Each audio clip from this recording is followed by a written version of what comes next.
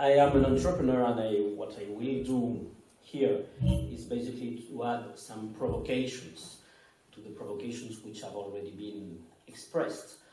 But before that, I would like also to thank the organizers for the opportunity to be here in Lisbon, which is not only a beautiful city, but a place which for many Spaniards and me including is very deep in our hearts. So, muito obrigado pela hospitalidade. So thank you for organizing this and for giving me the opportunity to provoke you some more. One of the sentences which I thought would be provocative, but actually I think it's more or less a summary of what we have been already discussing, is that the economy is not the economy. That has been said in many different ways by different people from the presenters and also from the audience. When I say the economy is not the economy, I'm saying that from many dimensions, many different points of view, from ontology, from epistemology, and from ethics, the economy is not what we use to understand as economy, or what the public debate uses to understand as economy. It's quite different, as we have been already heard up to now, and there are a lot of reasons to continue in that direction. One, in my view, again, these are provocations, not academic statements. I'm not in academia. But one of the reasons to say the economy is not the economy is that typically, definitely in the public debate, but also in academic papers, I think, or in academic discussions, many times the concepts seem too simplistic. Definitely in the public debate, market capitalism and companies or corporations or enterprises are conceived as the same thing or different aspects of the same thing, and they are not at all. Markets are much older than capitalism, for instance. Much, much older. And does capitalism like markets? Not so sure, as you know, depending on the regulation, and I appreciated the presentation by Thomas Bjorkman, but depending on the regulation, efficient markets, you could speak about efficiency of markets in the sense that they kill profits. So, of course, capitalism in the strict sense of the purpose of accumulation of capital is not a very good friend of markets in that sense. And also, companies are not necessarily capitalistic, and they do not have only the purpose of accumulating capital. There are also many other purposes, as any entrepreneur knows and suffers, because it's very tough many times to combine the other purposes of a company, of an enterprise, with this viability check of accumulating capital. Also, as is obvious, should I insist that values are not equal to prices? But we, in the public debate again, and in the managerial debate, many times we use the sense of value as an equivalent to accumulating wealth, to accumulating capital, to accumulating cash. But values are not prices. Prices are determined by many things, and among them I very much agree with the comment by Gary that we cannot talk about this seriously if we don't talk about power and the distribution of power. And prices are definitely not the same as costs. Of course, nobody pretends that they are the same, but the gap between prices and costs is dramatic. Is dramatic in the sense that the economy as it works today do not reflect a lot of costs, a lot of real costs. We still live in a physical world, and we have not been dematerialized yet. So we live in a physical world, and we have not been taking into account a lot of real costs. Not to talk about unpaid labor or low-paid labor, etc., etc. More on this, that the concepts are many times too simplistic. I have a problem with talking about market economy because I think that economy is mainly not delivered by markets, which is another provocation, of course. But let's look at all the rich countries in the world. You will see that the public sector is roughly half the size of the official economy. So you have half of the economy which is not delivered by markets but by public institutions.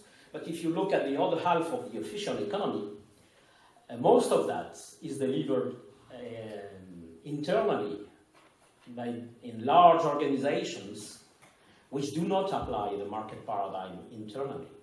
They are not buying and selling. Corporation is not buying and selling among departments and establishing internal markets among departments. They are trying to make people collaborate, not to compete inside. Not to say that, of course, there are a lot of unofficial economy. Most of our lives are not traded in transactions in markets. So, while free markets do not exist, we had enough about that. Of course, markets are what we understand as markets now, which is capitalistic markets, are not independent from the state. Not at all. It's not. This dilemma of the state versus the market is a false dilemma. So it's a question of regulation of the market, but no markets exist without political authority. And of course, that has already been said, markets and companies and everything are always dynamic and far from equilibrium. So I will not insist on the implications of this for the mainstream economic theory. As I said, companies have multi-dimensional purposes. And one point I would like to raise is when we talk about companies, typically we are putting in the same box, in the same category, the smallest shop you can imagine on your street and a big multinational. Does it make any sense? Are they the same species? If you look at the orders of magnitude, there may be a gap of 6 or 7 orders of magnitude between them. So it's like you using the same concepts for cells, from cells to elephants. Are they the same animal? So some provocations. Of course, another point which has already been mentioned is that real persons are much more complex than the homo economicus, which may give an explanation for this paradox that economic progress measured by GDP per capita is no longer correlated since the 70s in the rich countries, since the 70s with genuine progress, measured in different ways, quantitatively and qualitatively. So, another good question, why does this happen? The economy seemingly has continued to grow since the 70s, but not the general welfare of people. As Thomas said, we have to get rid of this idea that the economy is a machine. No, the economy is not a machine, it's not separate from society, not at all. And it's much, the entanglement between economy and society is even much more complex than we can imagine. Not sure we can understand it, actually. But one of the characteristics, of course, of this metaphor is that we understand that there are a machine as inputs, produces outputs, and it produces waste. And so, in a way, we are saying that the rest of the world is there to give inputs to the economy, to receive the outputs, and to absorb the waste. But also the fact that it is a very convenient metaphor for the people who are the elite, managing and designing and accumulating the power. I mean, if a machine definitely needs designers and managers. So I said entanglement between ontology, epistemology, and ethics. If we think a little bit about what the economy should be, that's an ethical and political, of course, statement. Maybe that we should consider that as a societal scale system of systems to address human needs in harmony with nature, which is definitely not the case right now. But that brings us to different concepts which are typically not used So this is not to say that economists have no future. It's exactly the contrary. There is a lot of work to do, and for them to work also with specialists from other disciplines, because so as a societal system, the economy is historical, evolutionary, contingent, dynamic, autopoietic, entangled with power and politics, as we said, depends so much about culture. It creates and destroys. It's based on decisions and human decisions. What does impact on human decisions? Everything. We don't know. We don't know how we take decisions. And that's a provocation, of course. How could we know if we really take conscious, not to say rational, but conscious decisions if most of our intelligence is unconscious? So, from the point of view of technicalities, we should listen.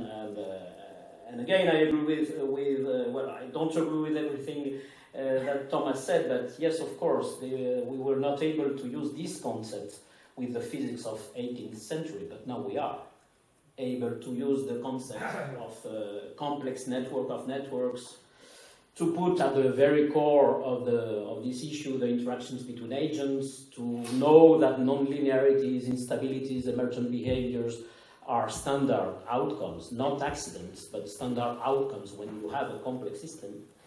Uncertainty is intrinsic, and something which is even more important, that we should start forgetting about measurability, our obsession about measurability. As Robert Hoffman started to point out in his question, actually there are very few things which we are able to measure in a sound way. And in the end, we cannot measure value. We cannot measure value, especially not in monetary terms. So that's provocation.